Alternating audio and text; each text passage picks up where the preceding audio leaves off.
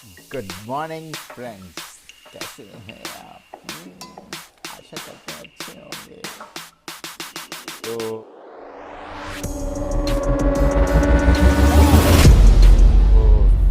बहुत बहुत स्वागत है घुमक्कर शेफ टीम में आपका। अभी अभी ड्यूटी से आ रहा हूँ, थका हुआ हूँ पर मैंने सोचा वीडियो बनाना ज़रूरी है क्योंकि स्टोरी कंप्लीट है और स्टोरी के बहुत पार्ट्स हैं अभी। तो छोटे छोटे पार्ट्स करके अब इसे करेंगे। मुझे लगता है कि भाइयों वीडियो ज़्यादा बड़ा हो रहा है, इसलिए आप लोग उतना उसे पसंद नहीं कर रहे हो, तो मैं कोशिश करूँगा उसे छोटे में करने की। पर क्या है ना, बहुत सारी चीज़ें जो होती हैं बहुत इंपॉर्टेंट होती है ज़िंदगी में, जिनको मिस नहीं किया जा सकता है, उनको बताना ही पड़ता है। अगर वो नहीं बताएंगे तो अपने आप को जैसा लगता है ना कि कुछ अधूरा सा रह गया। चलिए अब ज़्यादा बातें नहीं करते हैं और शुरू। तो भाइयों 10वीं का रिज़ल्ट आने वाला था और वो घड़ी आ गई, वो घड़ी ख़त्म हो गई भाई, इंतज़ार करते करते। और वो समय आ गया कि जब रिज़ल्ट निकलना था। धुकधुकी मची हुई थी। सवेरे ही ऐसा हुआ, हम तो सो रहे थे भाई, तब तक विशाल जो है मेरा फ्रेंड तिवारी जी आते हैं और कहते हैं डीन रिज़ल्ट निकल गया है। अब जैसे ही उसने बोला कि रिज़ल्ट निकल गया, मेरे तो मुंह में आ गए, सब मुंह में आ गया। मेरे को समझ में नहीं आ रहा था भैंस किया। मेरे जो प्राण फाकता हुए मेरे घर वालों के भी होश फाकता हो गए भाई कि अब तो रिजल्ट आ गया। The day has come, the final judgement will happen. तो भाई मैंने कहा चलो भाई, अब वो इतनी सवेरे आ गया था, कम से कम 7-8 बज रहे थे, 8-8 बज रहे थे, वो आ गया था।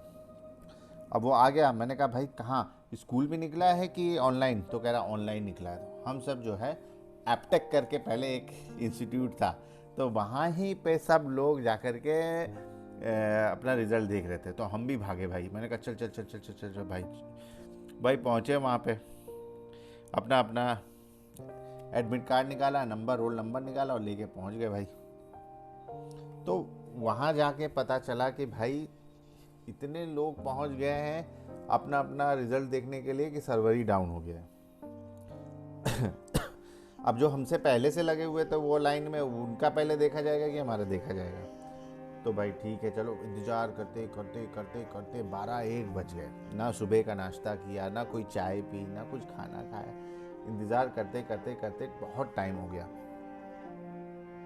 अब ये बात की गिल्टी नहीं थी कि खाना नहीं खाए, चाय नहीं पिए, क्योंकि ये सब खाने का तो मन ही नहीं कर रहा था। टेंशन इतनी ज़्यादा थी कि भाई फेल हो जाएंगे तो क्या होगा। ठीक है, मतलब पास होने के तो विचार आ ही नहीं रहते, क्योंकि भाई कर्म ही ऐसे थे अपने कि कहाँ से कॉन्फिडेंस हो पाएगा कि हम पास हैं। ठीक है भाई, इंतज़ार करते करते करते करते करते करते करते शाम हो गई, शाम हो गई। अब साला जब नंबर आया तो कह रहा तू अपना नंबर दे, पहले तू अपना नंबर दे, तू अपना दे। मैं तिवारी से कह रहा हूँ तू दे, तिवारी कह रहा तू दे अपना, फिर तिवारी कभी कहता हिमांशु तू दे अपना। तो अब इतना तो याद नहीं किसने पहले किया, लेकिन किसी ने, शायद हिमांशु ने पहले अपना दिया और वो पास पास निकला। अब तो और ज़्यादा हालत अब तो और ज़्यादा हालत ख़राब हो गई भाई, क्योंकि दोस्त जो है घनिष्ठ, अगर वो पास हो जा रहा है और आप फेल हो जा रहे हैं, तो इससे बड़ी दुखद समस्या कोई है ही नहीं इस दुनिया में। देखिए, उदार होना अच्छी बात है, लेकिन कभी कभी क्या होता है कि हम ये चीज़ को डाइजेस्ट नहीं कर पाते। अरे भैंस के यहाँ ये साला पास हो गया और हम फेल हो गए। तब दोस्ती में भी ना दरारें आ जाती हैं साले को। मतलब दोस्त फेल है तो मैं भी फेल हो जाऊं, कोई दिक्कत की, अगर मैं फेल हूं तो कोई दिक्कत नहीं, दोस्त फेल है मैं फेल हूं कोई दिक्कत नहीं, दोनों एक ही थाली के चट्टे बट्टे। पर अगर दोस्त पास हो जाए और मैं पास ना हो, तब ये बहुत बड़ी दिक्कत की बात होती है। या आप लोग भी फील करते होंगे ऐसा। ये होता है, ये होता है भाई। भाई हाँ ठीक है, फिर उसके बाद हिमांशु के बाद मेरा नंबर। मैंने अपना रोल नंबर दिया, उसने टाइप किया और ऐसे मार्कशीट आई टुक टुक टुक टुक टुक टुक। पहले देखा मैंने, मेरे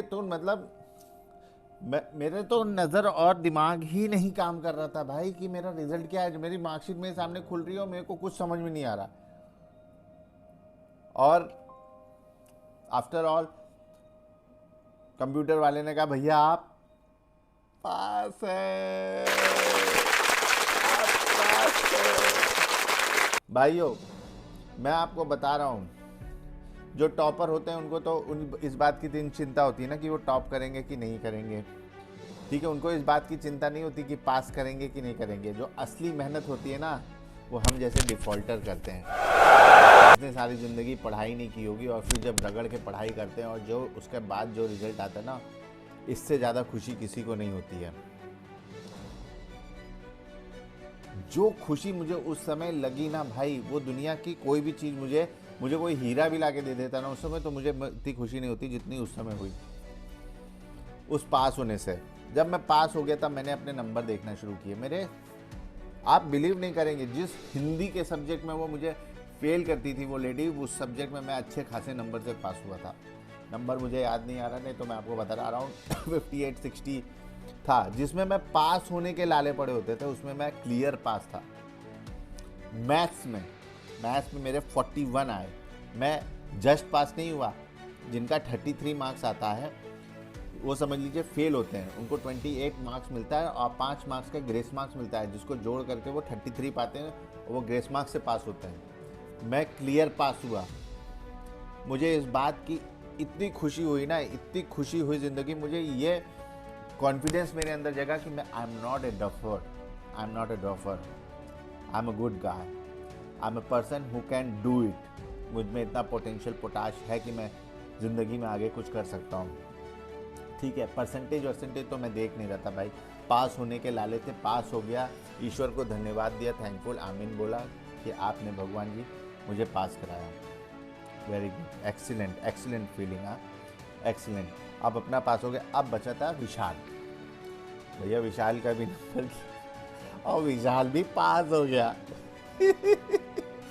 3 मस्केटियर्स पास हालांकि उसके मैथ्स में 33 आए और हिमांशु के जानते हैं मैथ्स में 40 आए थे, जबकि वो मैथ्स में अच्छा था।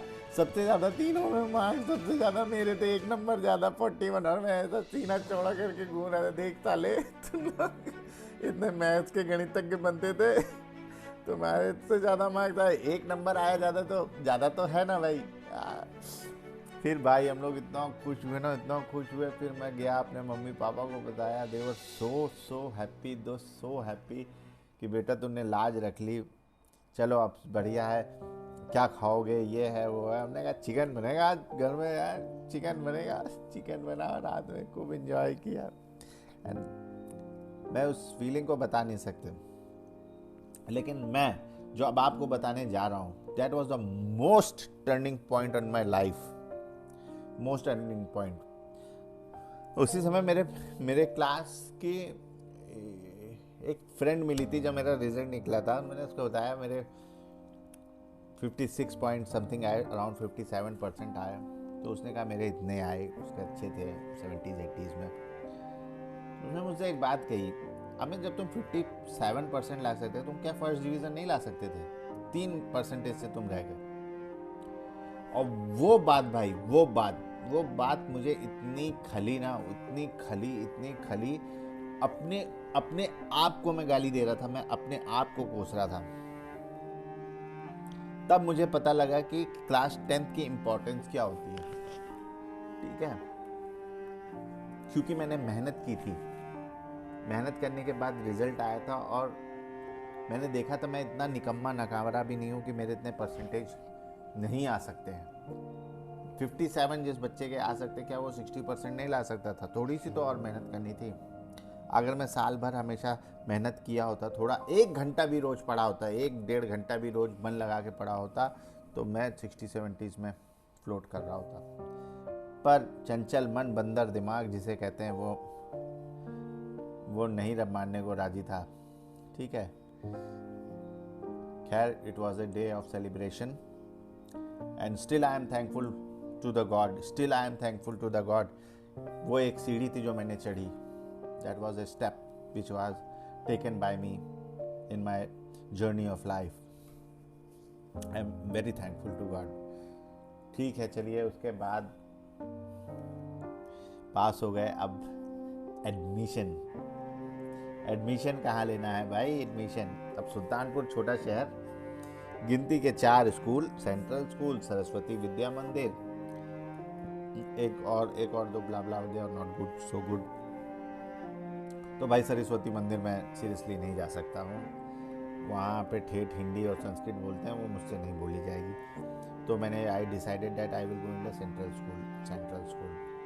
अब भाई हम जहाँ जा रहे थे तिवारी भी वहाँ जाएंगे, तिवारी जहाँ जाएंगे वहाँ हिमांशु भी जाएंगे। हम तीनों जो है कम से कम 10 किलोमीटर दूर था वो मेरे घर से स्कूल। और भाई हम लोग पैदल गए वहाँ तक, गए फॉर्म लेकर के आया, फॉर्म भरे। अब देखिए हौसले इतने बुलंद थे कि आसमान में छेद कर देंगे अब हम। भाई ने कौन सी साइड चुनी आप बताइए, गैस कीजिए।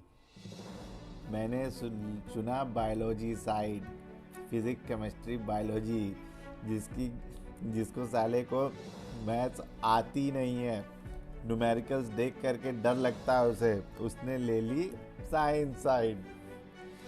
भाई मैंने फॉर्म में भर दिया साइंस साइड, 57% साइंस साइड। और मेरा भी 57% आया था, हिमांशु का भी कुछ ऐसे ही था और तिवारी का भी कुछ ऐसे ही डोल रहा था। किस्मत देखिए, मैंने सेंट्रल स्कूल में भरा फॉर्म साइंस साइड और मेरा साइंस साइड में हो गया। भाई आई वाज सो स्ट्रेंज कि मेरा साइंस साइड में हो गया और हिमांशु का नहीं हुआ साइंस साइड में। तिवारी ने तो साइंस ली नहीं थी, उसने आर्ट्स ही ली थी, तो उसने आर्ट्स ही था। किसी का नहीं हुआ, मेरा हो गया। मैं भी सोच में था, मैं भी एक्साइटेड था, थोड़ा घबराया भी हुआ था। चलो मैंने कहा ठीक। तो मेरे भाई साहब थे ही, उनकी किताबें कॉपी किताब रखी हुई थी, बैग में डाला। अब वो दिन आ गया जब भाई यूनिफॉर्म दिला ली, white shirt navy blue pant. Okay I was ready. गए 10 किलोमीटर साइकिल चला करके।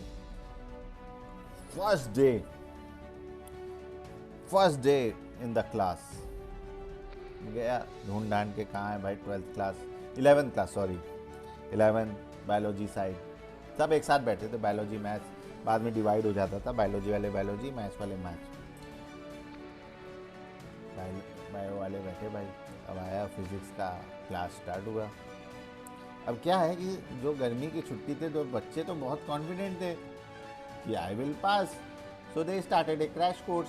उन्होंने क्रैश कोर्स कर लिया 1-1.5 महीने में। उन्होंने फिजिक्स पढ़ी, मैथ्स पढ़ी, बायोलॉजी पढ़ी, और हमने क्या किया, बाबा जी का ठुल्लू किया, भुइयाँ छीली बैठ करके 1 महीने।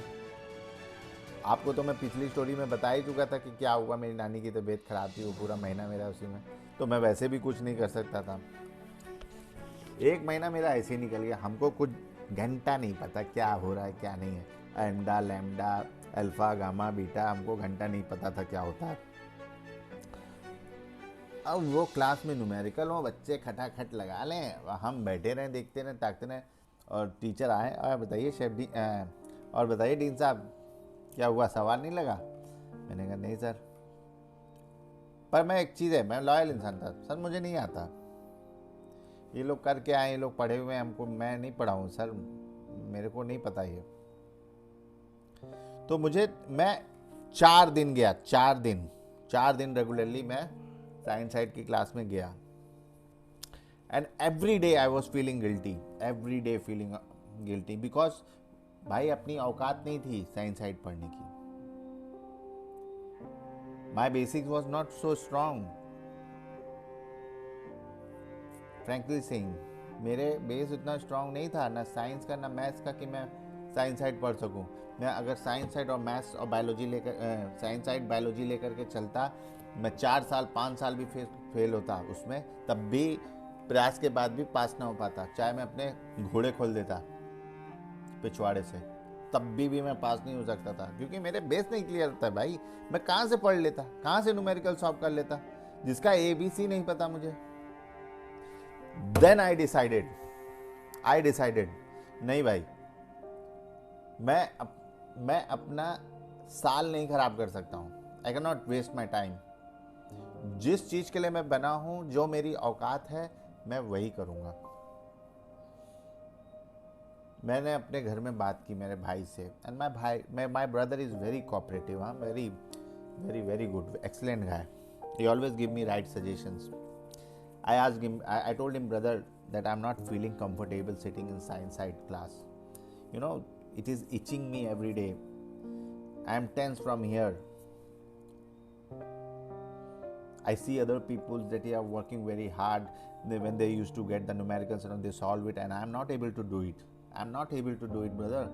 What should I do? Then he told me, brother, if you are not comfortable, just change your stream. The field in which you can do good, go for it. No one will stop you. Neither we, neither mother nor father, no one will stop you. And after listening these words, I was so much comfortable, felt so good that okay. मुझे इतना अच्छा लगा ना, इतना सुकून मिला दिल में ना, मैं बता नहीं सकता था. वो बोझ था मेरे सर पे, वो मेरे बोझ था, मैं नहीं ढो सकता था उस बोझ को.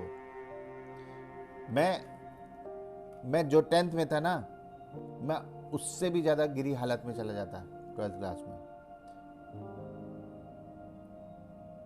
क्योंकि बेइज्जती नहीं सहन होती है यार. एक जब बच्चे को नहीं समझ में आता है कोई चीज़, तो वो उसे कोई कुछ भी बोले तो उसे कुछ समझ में नहीं आएगा, उसको फ़र्क नहीं पड़ता है. और यहाँ पे कुछ सब चीज़ें समझ में आती हैं यार. आपकी इमेज एक डफर लड़के की तरह रूप में बन जाती है. ठीक है, हर इंसान का एक पोटेंशियल होता है भाई, हर इंसान का एक पोटेंशियल होता है. ज़रूरी नहीं है कि किसी को अगर आर्ट एंड क्राफ्ट नहीं आती, उसे ज़बरदस्ती तुम करा लो तुम उससे, वो आड़ा टेढ़ा बनाएगा.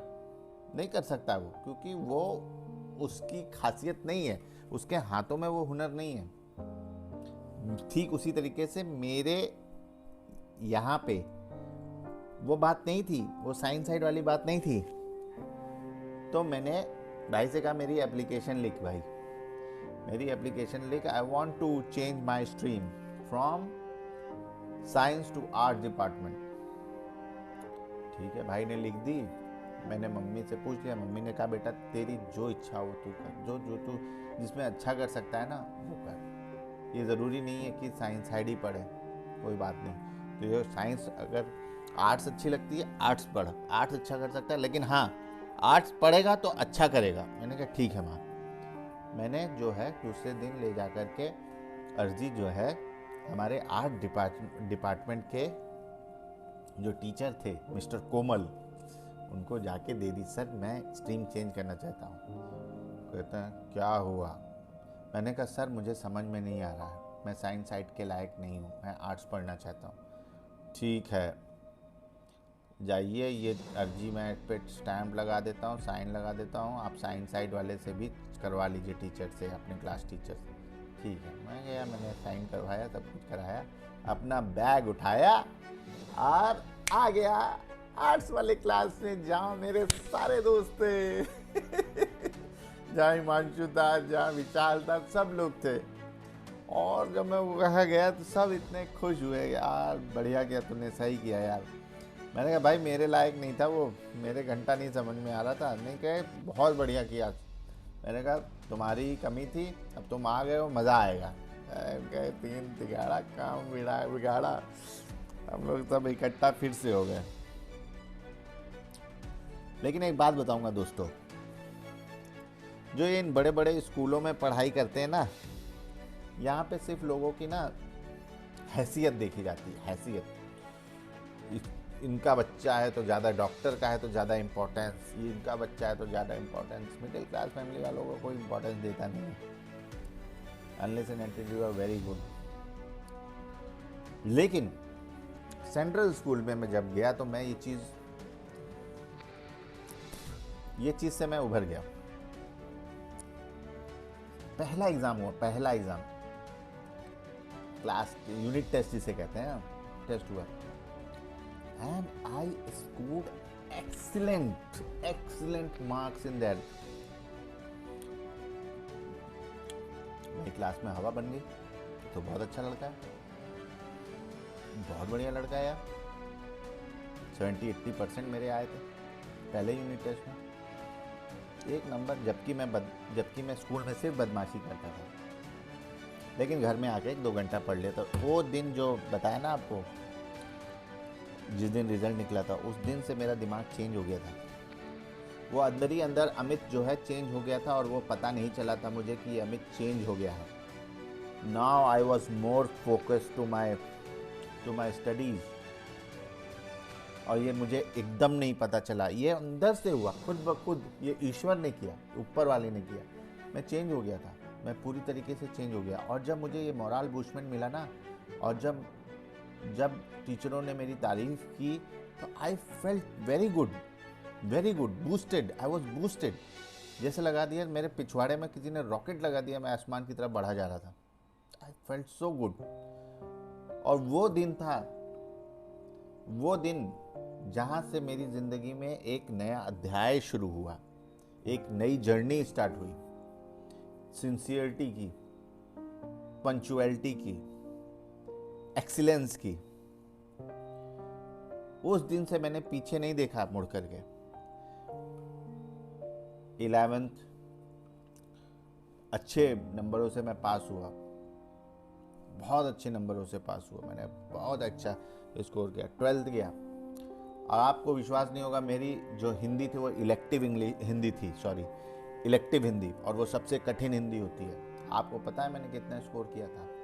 79, एक कम 80, 79 स्कोर। वही बच्चा, याद कीजिएगा, वही बच्चा जो पिछले स्कूल में पास होने के लाले पर जाते थे, वो बच्चे के 79% आए इलेक्टिव इंग्लिश में, बोर्ड में। कैसे पॉसिबल है ये? कैसे पॉसिबल है? मैंने कोई अमृत की गोली तो नहीं खा ली थी ना, ज्ञान की गोली तो नहीं खा ली थी कि अलग ही वही अमित था। बस वही अमित के निकले हुए, जो कलम से निकले हुए शब्दों को पढ़ा जाता था, उसको परखा जाता था, उसको देखा जाता था कि अमित ने क्या लिखा है। बस ये फर्क था। जहाँ पे लोग उसे डफर मानते थे, यहाँ पे लोग उसे अच्छा लड़का समझते थे, गुड बॉय। उसकी लिखावट पढ़ते थे, क्या लिखता है अमित। नेग्लिजेंस नहीं था, बायसिज्म नहीं थी कि लोग बायस थे, नहीं। अब वो लड़का जो था बदल गया था, अब वो अमित नहीं था, ठीक है। वो अमित बदल चुका था, एकदम बदल चुका था। मैथ्स उसके आड़े नहीं थी, दूर थी बहुत, तो मैथ्स से उसे डर नहीं लगता था। आने दो, यही मैं कहता था हमेशा, आने दो, देख लेगा भाई। Economics, Hindi, geography, English, history, ये सब मेरे लिए कुछ भी नहीं था भाइयों, कुछ भी नहीं था। हिस्ट्री की डेटें मुझे ऐसे रटी रहती थी, रटता नहीं था मैं, मुझे हिस्ट्री अच्छी लगती थी पढ़ना, मुझे अच्छा लगता था पढ़ना, वो अपने आप मेरे दिमाग में घर कर जाती थी। जो चीज़ें लोगों को रटना पड़ता है लिख करके, मैं मुझे ऐसे ही याद रहता था एक बार पढ़ने पर।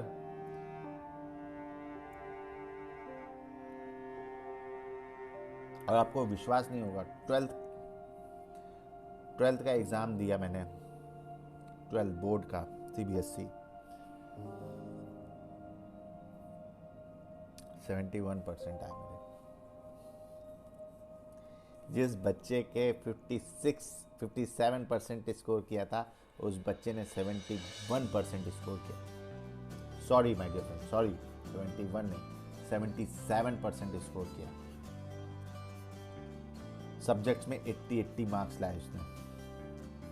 That is called potential. ये जरूरी नहीं है कि इंसान की राह और दिमाग कब बदल जाए। जिस समय उसका दिमाग हट जाएगा ना, लाइन पे आ गया ना, सब चीज बदल डालेगा वो। उसके लिए सब कुछ मट्टी है फिर। और वही हुआ था, मुझे मेरी राह दिख गई थी और मैंने उसको पा लिया था। मुझ में एक सनक सी चढ़ गई थी, सनक सी, चीज़ों को पाने की सनक, पढ़ाई की सनक चढ़ गई 12th से, सनक चढ़ गई थी भाई। जो कॉन्फिडेंस बूस्टअप हुआ था ना, मैं उसे फिर से लूज नहीं करना चाहता था। और मैं उसके पीछे लग गया था बुरी तरीके से लग गया, बुरी तरीके से। फिर 12th पास किया, 77% आए। उसके बाद हिमांशु जो है इलाहाबाद चला गया। उसने वहाँ पे कॉमर्स लिया, उसने कॉमर्स से पढ़ाई की वहाँ पे। मैं और विशाल दोनों सुल्तानपुर में ही थे। हमने केनाइटी से बीए डाला। मेरे सब्जेक्ट है हिस्ट्री, इंग्लिश और सोशियोलॉजी। उसके थे कुछ हिस्ट्री, इंग्लिश और एक समाजशास्त्र, जिसे सोशियोलॉजी कहते हैं शायद, वो था।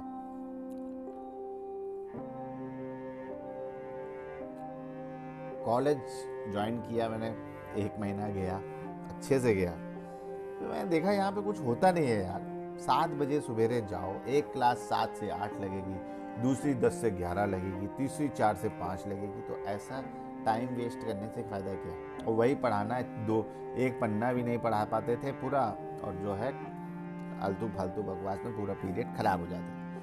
मैंने कहा यार ये तो मैं खुद पढ़ सकता हूँ, इसमें कौन सी बहुत बड़ी बात है। हिस्ट्री कौन सी होती है, हिस्ट्री कहानी तो होती है पिछली, पढ़ना ही तो है। और इंग्लिश लिया था, इंग्लिश में पोइट्री रहता था, ये सब ड्रामा और ये सब। मैंने कहा ये सब मैं कर लूँगा। मैंने गाइडें खरीद रखी थी, सबको मैं पढ़ता था घर पे, खुद से ही समझता था और सब रेडी रखता था। हिस्ट्री की भी खरीद रखी थी, सबकी खरीद ली। और एक बात तो मैं आप लोगों को बताना ही भूल ही गया। जब 12th में हम लोग गए थे, जब हम लोग 11th 12th में गए केंद्रीय विद्यालय में, तो वहाँ पे सब कुछ हिंदी में पढ़ाया जाता था भाई, सब कुछ हिंदी में, कुछ इंग्लिश में नहीं होता। सिर्फ इंग्लिश में रहती थी और कुछ नहीं। अब हम कॉन्वेंट से पढ़े हुए बच्चे, हमें जो है बड़ा डिफिकल्ट होता था हिंदी में समझना। पर फिर भी हमने किसी तरीके के कोशिश, हम हिंदी में पढ़ते थे और इंग्लिश में पेपर देते थे। और यही हमने बोर्ड में भी किया, हमने हिंदी में पढ़ा और हमने इंग्लिश में पेपर दिया, और तब जाके हमने ऐसे स्कोर किए। यही प्रॉब्लम मेरे को फेस हुई ग्रेजुएशन में भी। आप ही समझ लीजिए 1000-1200 बच्चे होते थे एक क्लास में, इतनी बड़ी क्लास होती थी, और उसमें सिर्फ 2 से 3 बच्चे इंग्लिश मीडियम, जिसमें मैं था, तिवारी था और कोई और बच्चा था जो सिर्फ इंग्लिश मीडियम थे, और सब हिंदी मीडियम। आप सोच लीजिए, हमें सब कुछ हिंदी में पढ़ना था और इंग्लिश में लिखना था। तो मैं हिंदी में ही पढ़ता था, चीज़ों को करता था, और जब मैं एग्ज़ाम देने जाता था तो मैं सब कुछ इंग्लिश में लिखता था, सब कुछ। याद कर लीजिए, ये वही ढपोल लड़का है, यही चूतिया लौंडा है जो 10th में जो है लोफट्टी करता था लौंडों के साथ, जिसका पढ़ाई में दिमाग नहीं था। ये वही लड़का है, हिंदी में पढ़ के इंग्लिश में पेपर देता था। 3 साल ग्रेजुएशन लगातार टॉप किया, लगातार टॉप किया भाई, झूठ नहीं बोल रहा हूं, लगातार टॉप किया। 3 साल कोई रोक नहीं पाया भाई। स्वर्ण अक्षरों से लिख दिया अपने भाई ने अपना नाम और माँ बाप का नाम रोशन कर दिया ग्रेजुएशन में। क्योंकि तब मेरा ड्रीम क्लियर हो गया था, मुझे ग्रेजुएशन करनी है और मुझे सिविल सर्विसेज के लिए तैयारी करनी है। ठीक है, मुझे कुछ तो बनना है, चाहे डीएम बनूं चाहे दरोगा बनूं, कुछ तो बनना है, लेकिन मुझे बनना है। अब मेरा विजन क्लियर था, मैं किस लिए पढ़ाई कर रहा था, मेरा एम क्लियर था। ठीक है, तो सब समय की मार होती है। ये बुद्धि कब सुधर जाए कुछ पता नहीं होती है, कौन सी ठोकर आपको सुधार दे कब, कुछ नहीं पता होता भाइयों। तो अपने आप को अंडर एस्टिमेट मत कीजिए। अगर आप कोई चीज़ नहीं कर पा रहे, एक बात याद रखिएगा, लोग चांद तक चले गए हैं, लोग एरोप्लेन हवा में उड़ता है, एरोप्लेन जो है हवा में उड़ता है। जो चीज़ इम्पॉसिबल थी वो पॉसिबल हुई है। तो क्या हम पढ़ के नंबर नहीं ला सकते? ला सकते हैं। जिसे कहते हैं ना, अटेंशन देना बहुत ज़रूरी है। अटेंशन चीज़ों पर एकाग्रचित होकर के डामाडोल मत कीजिए। मेरे अंदर एक ऐसी चीज़ आ गई थी कि मैं टीवी भी देखना ही बंद कर दिया था ग्रेजुएशन में। मैं जानती क्या सोचता था, मैं माँ कसम खा के बता रहा हूँ, मैं भगवान की कसम खा के बताऊंगा, मैं अपने घर वालों से लड़ाई कर लेता था। मैंने कहा ये क्या देख रहे हो, इनकी तो जिंदगी बन गई है, बंद कर दो, मुझे पढ़ाई करनी है, मुझे अपनी ज़िंदगी बनानी है। इनकी बन चुकी है, सीरियल देख रहे हो, लाखों करोड़ों कमा रहे हैं, मैं क्या करूँगा, बंद करो इसे। जब तक मैं पढ़ाई कर रहा हूँ टीवी नहीं खुलेगी। खाने पीने का टाइम मेरे को याद नहीं रहता था। मैं जब पढ़ता था तो मैं खाने पीने का टाइम सोचता नहीं था, खाना खाऊं कि ना खाऊं। पहले पढ़ाई, पहले ये चैप्टर कंप्लीट करूंगा, इसको पूरा पढ़ूंगा, तब मैं देखूंगा। ये धुनी सी सवार हो गई थी। खुद पे भी कभी कभी विश्वास नहीं होता था कि ये मैं ही हूँ। उन लोगों के हाथ दांतों तले उंगली दबा ली थी जो मुझे गधा समझते थे, समझे, जो टीचर मुझे बेवकूफ़ समझते थे। क्योंकि चर्चे तो भाई जब आप कुछ अच्छा करोगे तब भी चर्चे होंगे, और जब बुरा करोगे तब भी चर्चे होंगे। अच्छों पे कोई शाबाशी देने नहीं आता, बुराई पे सब थू थू करने आ जाते हैं। तो यही हाल था भाई, अच्छे पे कोई बोलने नहीं आया कि हाँ अमित तुमने अच्छा किया, ये है वो। बुरा तो सभी बोलते थे, साला लोफर है, बिगड़ गया है, तो जाएगा, यही बहस पानी है। तो भाइयों, ये तो था ग्रेजुएशन का सफ़र। अब ग्रेजुएशन के बाद मेरा अगला पड़ाव क्या था, अब करना क्या था, क्योंकि अब ग्रेजुएट हो गया हूँ, 20-21 साल की उम्र हो गई होगी, बड़े आराम से हो जाती है। अब क्या करूँगा जिससे कि मैं आगे बढ़ूँ, तो ये देखने के लिए और ये जानने के लिए मैं अगला एपिसोड बनाऊँगा, ठीक है। क्योंकि सब कुछ एक ही एपिसोड में नहीं डाल सकते हैं, बहुत बड़ा हो जाता है, बोरिंग हो जाता है। कुछ लोग पसंद करते नहीं पसंद करते, यार सबका ध्यान रखना पड़ता है, ठीक है। मैं चाहता हूँ कि आप लोग देखो तो एंजॉय करो, और थोड़ा सा, अगर क्या होता है ना, हमको कहाँ से मोटिवेशन मिल जाए, किसकी बातों से हम मोटिवेट हो जाते हैं, हमें नहीं पता। शायद मेरी बातों, मेरी ज़ुबान पे, कहते हैं ना, मेरी ज़ुबान पे शायद सरस्वती हो, शायद आप उस चीज़ को सुन करके मोटिवेट हो जाएं और आप उस राह पे चल पड़ें जिस पे आपको बहुत पहले चलना चाहिए था। शायद मेरे कारण आपका कुछ अच्छा हो जाए, ठीक है। तो अगला एपिसोड देखेंगे, इसको ज़रूर आप देखिए, एंजॉय कीजिए, और प्लीज़ चैनल को सब्सक्राइब कीजिए। 41 सब्सक्राइबर हैं। इससे ज़्यादा तो मेरे पिछले वाले जो चैनल मैंने खोला था कोविड में, टेम्पर्ड बाय डिम, उसमें है।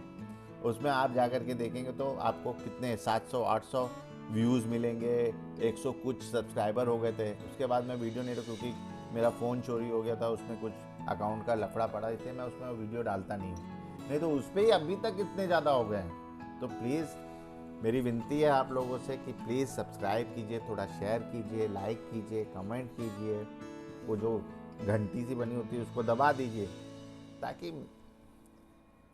इतना एफर्ट डाल रहा हूँ, मेरे को भी कुछ जो मिले ना। पर मैं मायूस नहीं होऊंगा भाई, आप लोग अगर नहीं भी करोगे तो मैं मायूस नहीं होऊंगा। मैं वीडियो ज़रूर डालूंगा, जो भी मेरी पोटेंशियल है, जो भी ईश्वर ने मुझे स्किल्स दिए हैं, मैं वो इस यूट्यूब के ज़रिए आप लोग के सामने ज़रूर लाऊंगा। और याद रखना भाइयों, मेहनत कभी ख़राब नहीं होती है, चाहे वो कैसी भी हो, कैसी भी हो, उसका एक दिन रंग और उसकी रंगत देखना जो है, देखने को मिलेगी ज़रूर। तो भाइयों, इसी के साथ आज हम विदा लेते हैं। Thank you so much, bye.